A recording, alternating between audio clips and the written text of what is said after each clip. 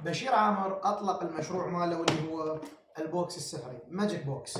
اذا تريد تصير انت الساحر وتسوي هاي الخدع البصريه اللي نسويها احنا لاعبين الخفه، اطلب هذا البوكس من هذا البيج اللي يخلي لك اياه بالكابشن، وسوي الخدعه بنفسك.